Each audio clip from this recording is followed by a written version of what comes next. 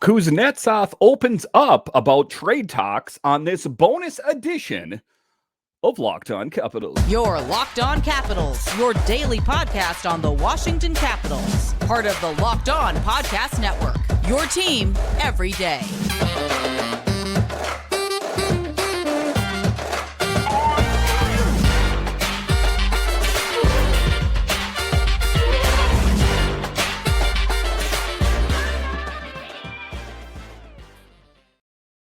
Well, hello and welcome into this bonus edition of Locked On Capitals. I'm so glad you decided to join me today. As always, this podcast is free and available on all the major platforms, including the SiriusXM app and on YouTube. And I want to thank you for making this your first listen each and every day.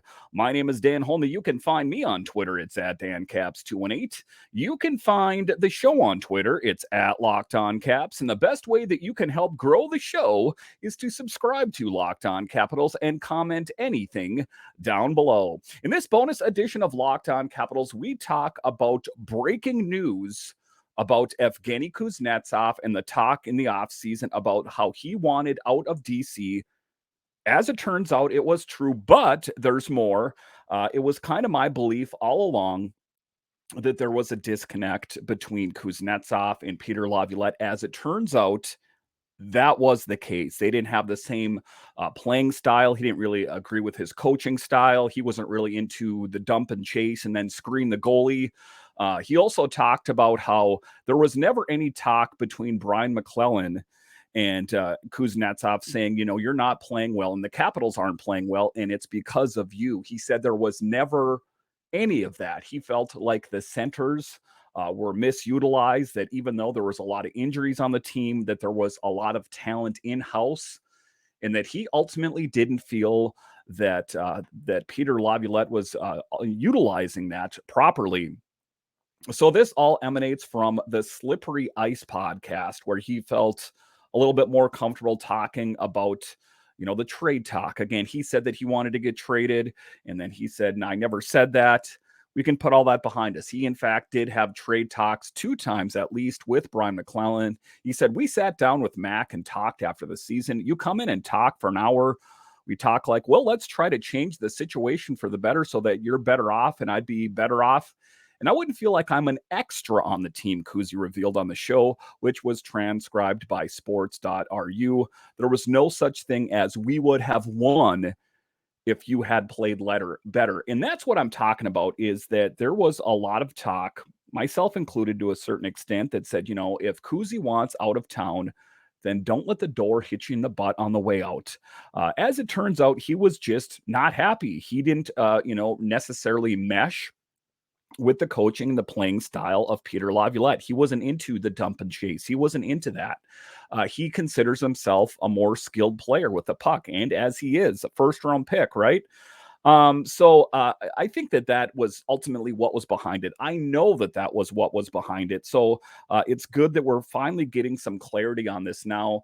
Yeah, it's interesting that he was willing to open up to the podcast over there instead of U.S. media. But in any event, we found out the truth, and all things considered, I'm happy about it. Taking a look at Kuzi, he had 55 points in 81 games for his lowest points per game rate in nearly a decade, while his shooting percentage plummeted to an all-time low of 7%.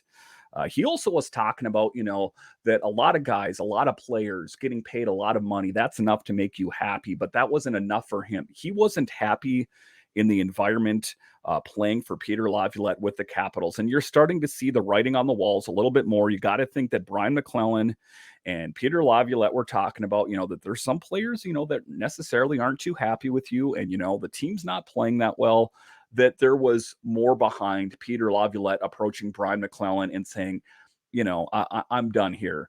So it's coming into focus a little bit more here. Kuzi said, I said, you brought in a coach who didn't fit the style. You paid me this money for something, right? For what I was doing well, Kuzi said. And now, come on here. They tell me, listen, you don't have to do that. Put the puck in the zone, skate, and screen the goalie. And, you know, I think that, you know, part of people would say, you know, you're getting paid a lot of money. Just shut up and do what the coach says. But Kuzi is not wired that way. He is an independent thinker, and he is just like, this doesn't make sense to me. And we're obviously not getting the results that we're looking for. Taking a look at the standings, I think that it was an easy thing to say, well, the Capitals aren't playing well because they're facing a lot of injuries. There were a lot of other teams in the NHL that faced a lot of injuries that found a way to persevere. And I'm not going to try to put the onus of all of this on Peter Laviolette. That's not what this is about.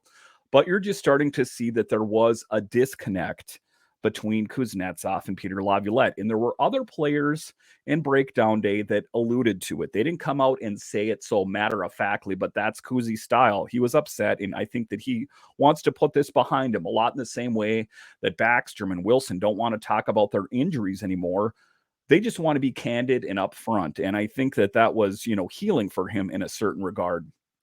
That's where it all went wrong, because everyone has their own role. Everyone has to fulfill their role, and everyone will be asked to fulfill that role, he added. Also adding, I've had the notion always in hockey that every hockey player has certain roles, and he uses his strength, and he's required to do that, right? But here we kind of moved away from that whole vision. That's probably why we got such a result. That's casting some pretty harsh shade at Peter Laviolette. And I think that, he is kind of rubbing salt in those wounds, given the fact that Lavi's not here and the Capitals missed the playoffs for the first time since 2014. But the clarity is what I'm talking about. And it's a happy thing to finally get it out, to finally put aside, I said this, I didn't say that. I said this, I didn't say that. He said it, and that's okay. And like I said, I'm actually happy that he talked about it. And we'll talk about that a little bit more after the break, on what Kuzi had to say about Peter Laviolette and why he was discontent, and ultimately why he wanted to get traded out of Washington. We'll talk about that coming up.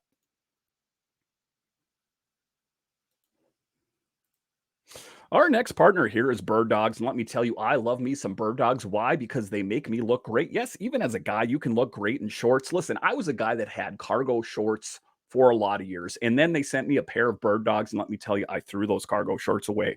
Why? Because I look so much better. Bird Dog stretch khaki shorts are designed to fit slimmer through the thigh and leg, giving you a truly sculpted look. Bird Dogs shorts do the exact same thing as Lululemon, but fit way better.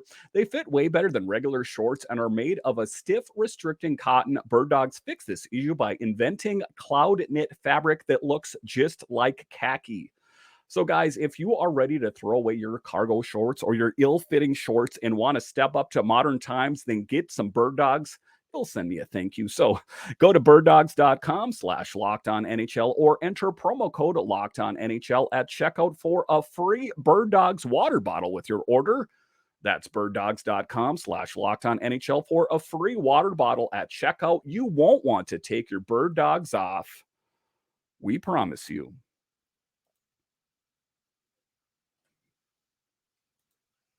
All right, welcome back into this bonus edition of Locked On Capitals. Being that is the name of the show, Locked On Capitals, I got you covered here even on the weekend. It was breaking news about Evgeny Kuznetsov saying he wanted out of Washington. Did he say that? As a matter of fact, he did. He did say he wanted out of Washington, but it wasn't just that he was sick of the Capitals. He was tired of what was expected of him. He said, even now, I don't understand how he played in the defensive zone, Kuzi said. He said, that it was kind of a mess out there, and that there was ultimately a reason why this team wasn't playing that well. He's a great person. I feel like the way he sees hockey, it's a perfect match for me. He's talking about Carberry. He wants to control the game. He wants to hold on to the puck. I'm a big fan of that, Kuzi said on Thursday, adding, there's a lot of positivity in my head. And I want you to underline that as I talk here. There is a lot of positivity in my head. What did I talk about earlier in the show is he had a lot of bad thoughts going on in his head. And he is not a guy that hides his feeling. He's not the kind of guy that is willing to sweep things under the rug. He was unhappy and he wanted to fix it. Ultimately, he wanted to fix it by leaving Washington. As it turns out, Carberry came here and saved the day. I guess it will remain to be seen how that translates on the ice. Will it translate to victories? The one thing I'm going to say about here on a sidebar is that there is this positivity that exudes from this team that I haven't seen in quite some time. I am totally drinking the Spencer Carberry Kool-Aid, and I don't care if I'm getting drunk on it. I'm hoping, he, along with the rest of the guys, that he's energized by a little bit of a different philosophy, a new young coach that's enthusiastic, McClellan said.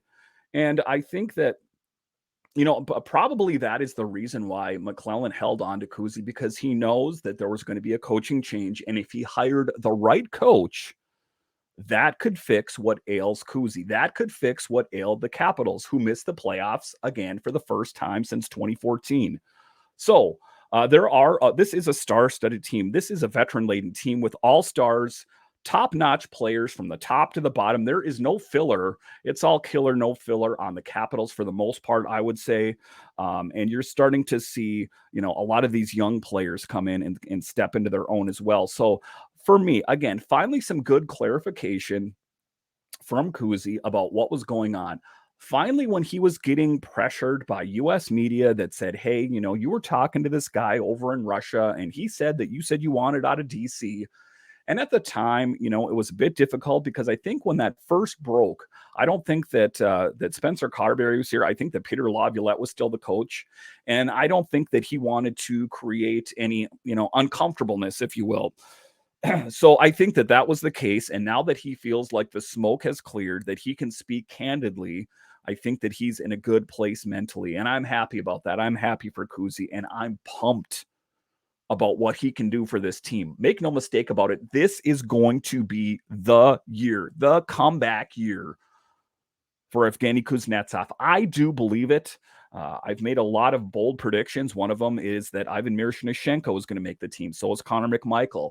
Mark this one down on the calendar or the book or whatever it is you use to mark things down, that this is going to be a year of resurgence for Evgeny Kuznetsov. So for all the people that are drinking, a lot of haterade out there, you can go ahead and pour it down the drain, because Kuzi doesn't need any of it. It's going to be positivity for this team again. And if you're wondering well, why does Dan so positive on this team? Watch the player interviews. Watch how the players are playing with a pep in their step like they haven't in many years. And I'm also talking about Mantha and Backstrom and all these players that had different ailments, that it is going to be interesting. And as a Capitals fan, as a guy that covers this team for you guys on Locked On Capitals, I am very happy, and you guys should be pumped up as well. All right, thank you once again for joining me on this bonus Saturday edition of Locked On Capitals, recording this at 8:53 Central. I could not wait until Monday. But anyway, once again, I want to thank you for joining me on this edition of Locked On Capitals. And are you a fan of other DC sports? Well, Locked On has got you covered. We have Locked On Nationals, Commanders, and Wizards. Yes, Commanders football is in full swing, and they're killing it. Head on over to Locked On Commanders. All right, once again, I want to thank you for joining me on this edition of Locked On Capitals, part of the Locked On Podcast Network, your team every day. My name is Dan Holme, and I'll talk to you again next time.